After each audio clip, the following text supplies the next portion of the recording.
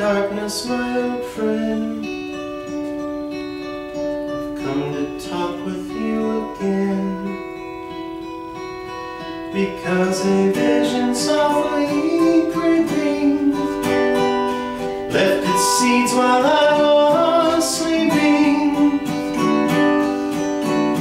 and the vision that was planted in my brain still remains within the sounds of silence. In restless dreams I walk alone, narrow streets of cobblestone, with a halo of a street lamp. I turn my collar to the cold and damp. When my eyes were snapped by the flash of a neon light, I spent the night and touched the sound of silence. And in the naked light I saw 10,000 people, maybe more,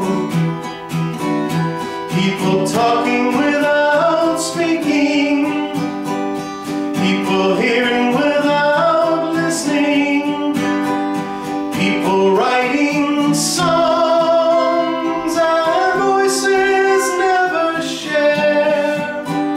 No one dared disturb the sound of silence. The fool said, you do not know. Silence like a cancer grows. Hear my words that I might teach you. Take my arms that I might reach you. But my words like silent raindrops fell and echoed in wells of silence. The people bowed and prayed to the neon god they made, and the signs flashed out its warning in the words that it was forming.